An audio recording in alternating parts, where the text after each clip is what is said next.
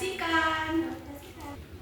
Oke, untuk yang pertama kita perkenalkan, ini namanya gunting episiotomis. Gunting ini digunakan untuk memotong bagian perineum untuk membuka jalan lahir ketika vagina tidak membuka secara menyeluruh, untuk meminimalisir terjadinya robekan secara berantakan. Gunting episiotomis ini digunakan pada persalinan seperti ini. Deketin. Jadi pertama-tama pada bagian yang seperti bulat ini kita arahkan ke dalam vagina. Kita lindungi bagian kepala dengan kasa. Kemudian kita potong 3-4 cm, bisa 1 ke bawah kemudian 3 ke samping, atau 3-4 cm langsung ke samping. Potong, set, langsung semua. Baru kita bantu untuk bayinya keluar. Seperti itu. Gunting episiotomis ini digunakan saat menggunting itu 45 derajat pada vagina ibu. Kemudian pada perawatan alat gunting episiotomis ini, sebelum digunakan kita pastikan gunting episiotomis ini sudah disterilkan sebelum digunakan. Kemudian sebelum digunakan kita periksa dulu gunting ini apakah ada tanda-tanda kerusakan, korosif, kehausan, atau karatan ya. Pastikan juga tidak ada yang rusak atau macet gitu ya teman-teman. Kemudian tangani gunting ini dengan hati-hati untuk mencegah gigi atau rahang tertekuk, patah, atau rusak. Di area perineum yang rumit, potong gitu mah. Pastikan Anda menggunakan gunting ini hanya untuk yang dimaksudkan, yaitu menggunting jalannya lahir pada perineum ibu. Kemudian setelah digunakan, bersihkan gunting secara menyeluruh, yaitu dengan dekontaminasi. Kita larutkan dalam larutan klorin selama 10 menit. Kemudian kita bilas dengan air sabun lalu dengan air bersih. Kemudian bisa direbus selama 20 menit setelah air mendidih. Kemudian disimpan pada bak yang kering dan juga steril. Pastikan tidak terkontaminasi dengan hal-hal lain. Sesekali lumasi bagian engsel supaya tetap bergerak secara maksimal. Untuk selanjutnya yaitu ada alat setengah kocer. Setengah kocer ini berfungsi untuk memecahkan ketuban ibu atau memecahkan selaput ketuban yang belum pecah. Jadi untuk instruksi penggunaan setengah kocer itu kita bisa lihat ya. Ini kan di sini ada ujungnya. Nah, ujungnya itu disumputkan. Untuk selanjutnya ada alat setengah kocer. Setengah kocer ini berfungsi untuk memecahkan ketuban atau membolongi selaput ketuban. Nah, untuk instruksi penggunaan setengah kocer, ini kan ada yang tajamnya. Kita bisa dibelakangi supaya tidak melukai kepala janin ataupun vagina ibu. Sudah itu, kita masukkan ke dalam vagina ibu untuk bisa memecahkan air ketuban. Sudah masuk, lalu diputarkan yang tajamnya untuk bisa memecahkan air ketuban. Diputar. Udah itu kita pecahkan.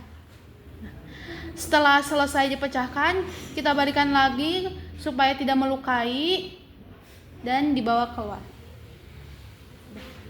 Perawatan alat setengah kocer ini bisa mendekontaminasi, yaitu untuk perawatan alat setengah kocer ini kita bisa melakukan dekontaminasi, yaitu direndam dengan air klorin 0,5% selama 10 menit, lalu dimasukkan ke dalam air sabun, dicuci dengan perlahan dengan sikat. Sudah itu kita masukkan ke air bersih dan dibilas. Setelah dibilas, kita bisa direbus ini ke dalam air yang mendidih selama 20 menit. Yang selanjutnya ada kuen tali pusat. Ini itu untuk menjepit tali pusat bayi setelah dipotong dari plasenta. Ini itu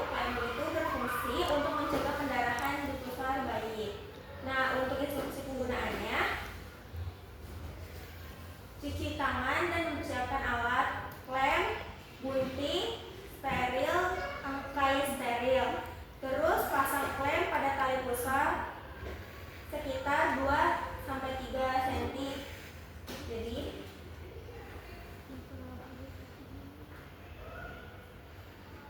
kayak gini, terus diingat ke sini, ini dijepit.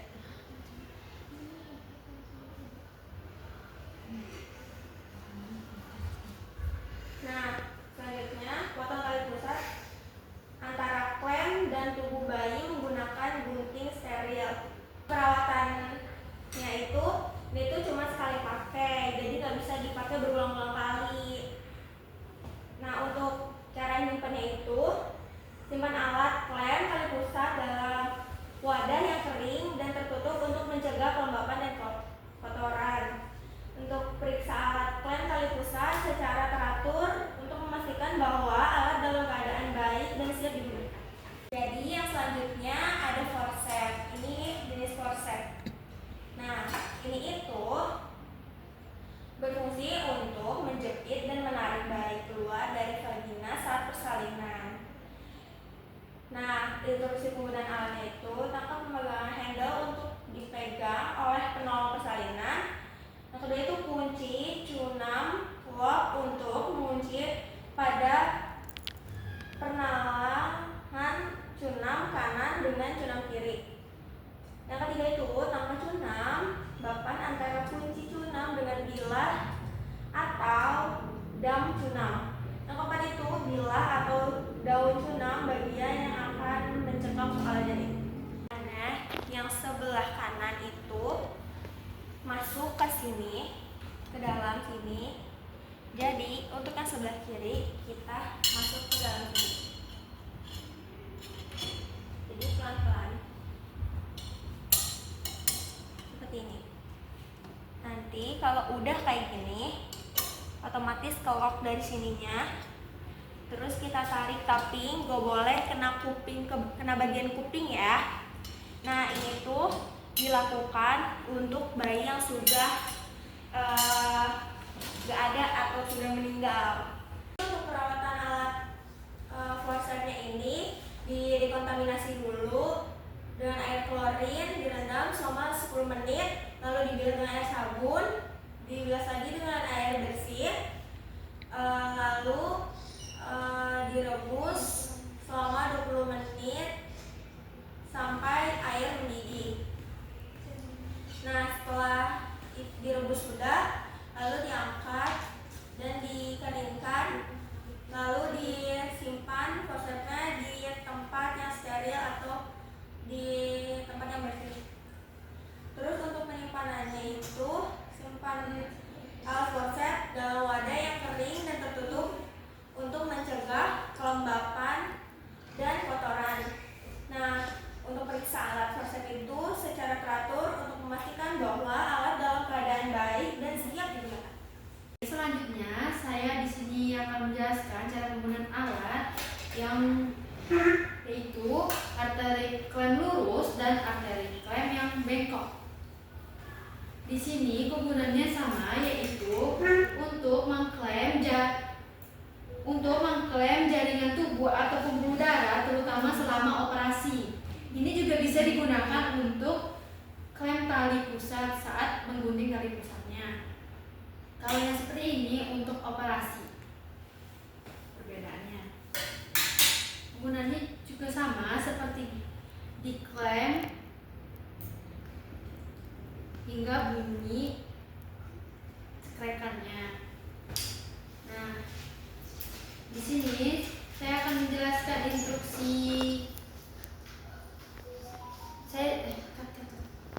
Nah, di sini saya akan menjelaskan perawatan alatnya.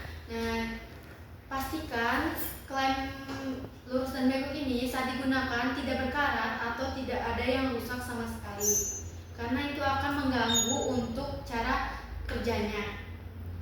Nah, di sini cara membersihkannya yaitu dekontaminasi dengan klorin selama 10 menit, lalu dicuci bilas menggunakan air sabun. Setelah itu baru dibersihkan dengan air bersih. Sudah selesai, kita pindahkan ke panci untuk merebus dan rebus selama 20 menit. Tunggu airnya mendidih, baru hitung selama 20 menit. Sudah selesai dikukus, kita simpan. Setelah selesai direbus, kita mengambil alat dengan korentang agar tidak terjadi.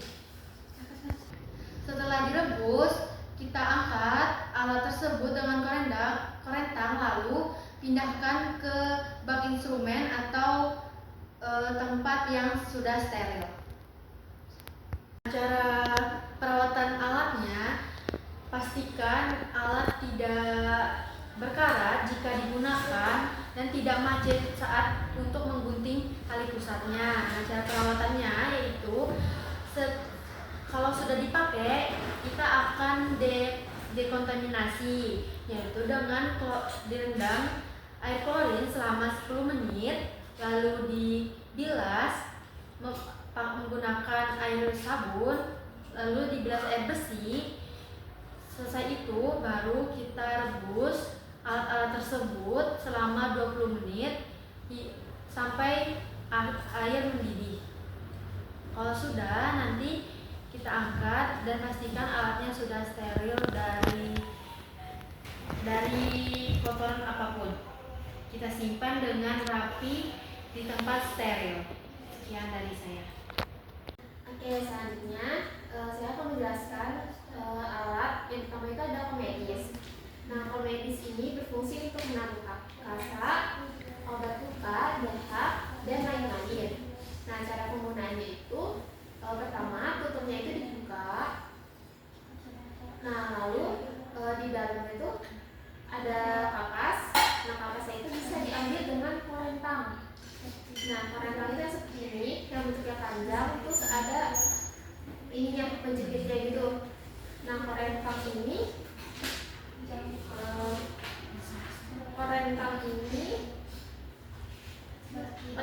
berfungsi untuk mengambil atau memindahkan alat dan bahan steril. Cara bukanya tuh dia ini penjepitnya dibuka, terus ini. Nah, terus itu bisa nih ngambil kapas yang ada di dalam komedisnya. Ini. Terus jika sudah selesai digunakan, ininya dijepit lagi korentangnya, lalu taruh di tempatnya kembali. Nah, lalu komedisnya bisa ditutup lagi. Nah, cara perawatan kedua alat ini, korentang dan komedisnya itu bisa dilakukan dengan yang pertama itu dekontaminasi. Bisa dilakukan dengan direndam dengan larutan klorin selama 10 menit, lalu bisa selanjutnya dicuci, dibilas pakai air bersih, lalu direbus selama 20 menit setelah air mendidih. Ada gunting perban. Gunting perban itu bentuknya seperti ini. Dia di ujungnya tuh tumpul. Terus ada buat mengguntingnya di sininya. Nah, ini berfungsi untuk menggunting perban.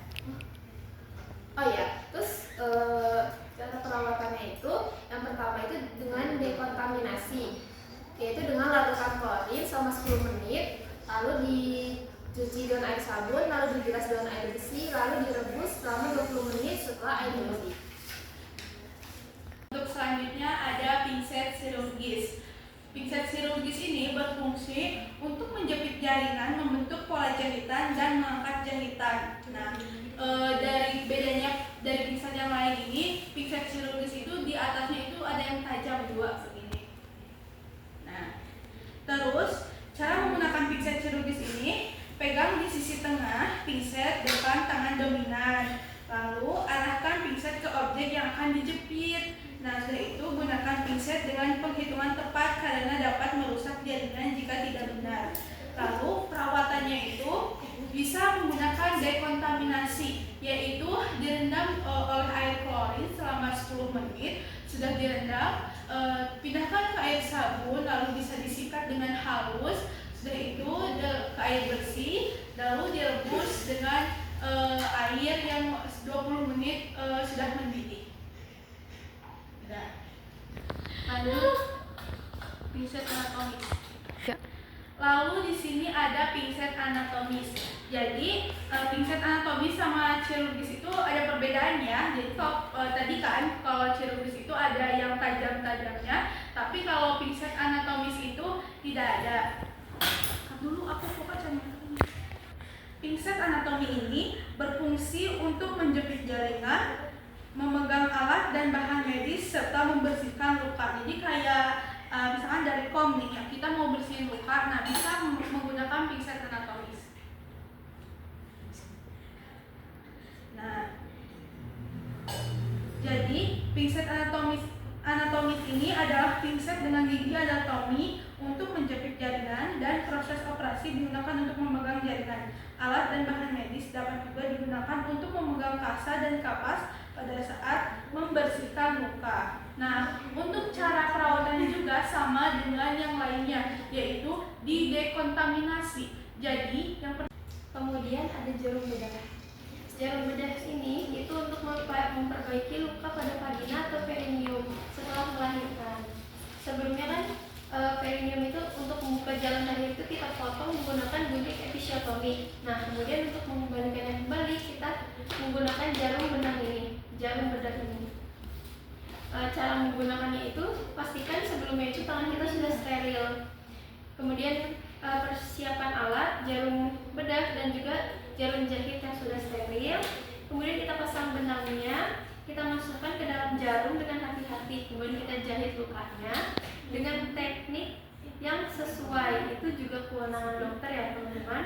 Kemudian kita setelah selesai kita jahit, kita ikat untuk memfiksasi. Nah, untuk perawatannya itu kita periksa kondisi alatnya, apakah masih layak dipakai atau tidak, atau sudah tidak baik digunakan atau sudah kolaps. Kemudian kita pastikan alatnya tidak rusak dan masih tajam sesuai kegunaannya untuk menjahit. Jadi kalau dia tumpul otomatis tidak bisa untuk dipakai untuk menjahit. Dan di sini tuh seharusnya ada, dah itu lengkap aja ya, selesai. Selanjutnya kita akan memperagakan alat vakum, yaitu vakum itu fungsinya untuk membantu bayi keluar dari vagina saat persalinan. Nah, untuk cara kerjanya bisa dibantu oleh rekan-rekan semua ya. Ya, ini dilakukan untuk sebagai asisten dokter, karena ini bukan wewenang kita sebagai bidan, ini wewenang dokter. Nih, cara penggunaannya itu dokter meletakkan cangkir vakum di atas kepala bayi. Terus udah di.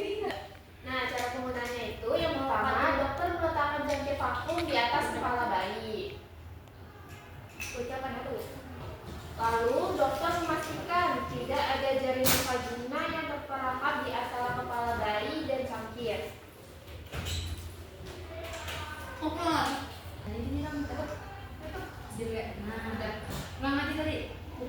Dari mana? Oke, cara penggunaannya itu yang pertama dokter meletakkan cangkir vakum di atas kepala bayi. Lalu dokter memastikan tidak ada jaringan vagina yang terperangkap di antara kepala bayi dan cangkir. Nah, lalu saat ibu mengejar, dokter akan meningkatkan daya isap pada cangkir. Lalu dokter akan menarik dengan lembut untuk membantu mengeluarkan bayi. Ditarik sebanyak 5 kali secara perlahan. Nah, setelah kepala bayi keluar dari jarum lahir, dokter akan melepaskan semua daya isap dan melepaskan cangkir. Nah guys, kita sudah selesai memperagakan semua alat yang barusan sudah kalian tonton. Nah, sebelum penutupan, aku punya pantun nih. Bilang cakep ya? Cakep. Batok kelapa menjadi bara. Cakep. Terbakar semua, tak tersisa. Cakep.